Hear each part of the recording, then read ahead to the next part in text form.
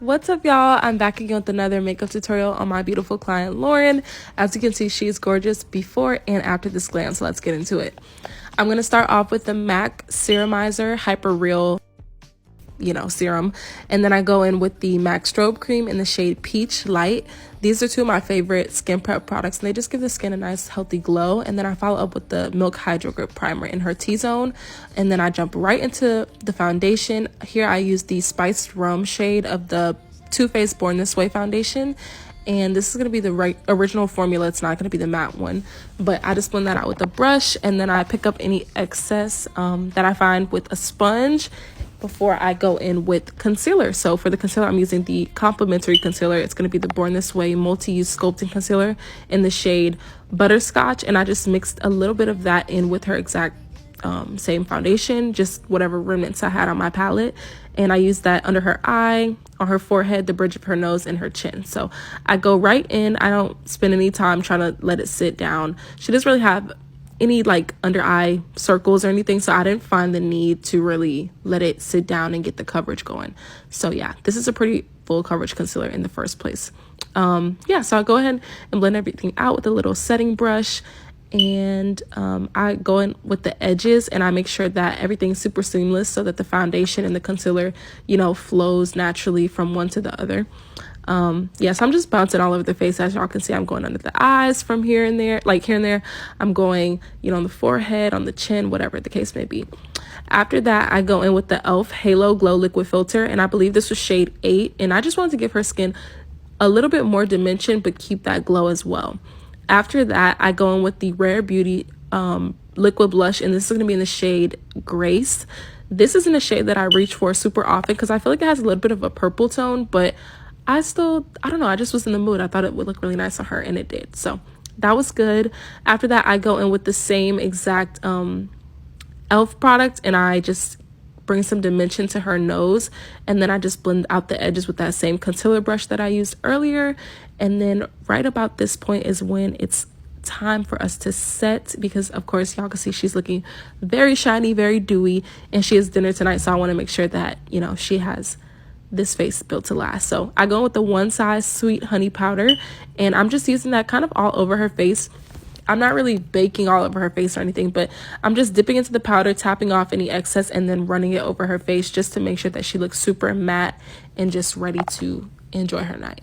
So after that, I also mix in a little bit of the RCMA No Color powder, and with the mix of the two, I feel like it just makes the skin look so seamless. The RCMA helps me to stretch out the one size because, of course, it's a little bit more expensive, and it's worth the price. But anyway, yeah.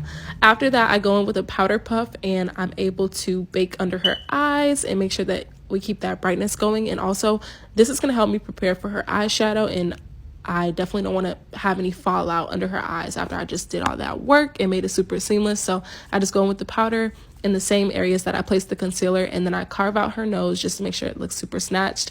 And then on the edges, I tap off any excess powder just to make sure that the edges of the bake are super diffused, I guess. After that, I go in and brush up her brows, and I'm gonna just fill them in. She has a really defined shape already, which I love her brow shape. I don't want to change anything about it. I just want to make her brows a little bit bolder. So I go in and outline the shape, and then I add a few brow strokes up front, and that'll be about it. So I do the same thing and mirror the same type of brow on the other side. Don't come for me if they're cousins and not sisters or whatever y'all like to say. But yeah, so I go with her brows, and then I go in do a little detail work wherever I see fit, and then I set them all down with the e.l.f. brow lift. And this is my favorite brow gel. It's super affordable, and it is really built to last, so I love it. I just set those down just like that, and then I go with the same exact concealer that I used earlier. And as y'all can see in the corner there, I have a little hand palette, so I'm working off of there. But I just go in and carve out her brows. As I said, she had a super nice brow shape already, and then there's a good angle for y'all of the brow carve. It's one of my favorite parts. I don't know how I do this while we're talking and kikiing, but I was able to make it work. But after that, I go in and blend out a little more concealer on her eyelids just to give us a nice base for the eyeshadow. She let me do whatever I wanted, and y'all know I'm pretty predictable. I just went in with a brown, bronzy type of color. But I go with bronzer on her you know, the perimeter of her face. And then that same bronzer as well as a little bit of eyeshadow is what I used on her eyelids as well. So before I start eyeshadow, I go in one more time, add any extra powder if I need some just to catch fallout. And then I go in with that bronzer and a little bit of eyeshadow from the P. Louise Wedding Wish XL palette. So as y'all can see, I'm adding some dimension to her eyes in the corners. And then I go in on the lid with the Haus Labs Chocolate Opal Highlighter. And this is the perfect, like, just barely there type of shimmer shade. And then after that, I go in with the Charlotte Tilbury Airbrush Flawless Powder. And this is in the shade 3 Tan. This is one of my favorite powders because it's so lightweight, but it really does kind of pack a punch on the brightness when you need it. So after that, I go in with just a touch of black liner. It wasn't even enough to really note. And then I went in with the Inglot Gel 77 liner, and this is going to be what I use to do a little baby wing just to hide her lash band.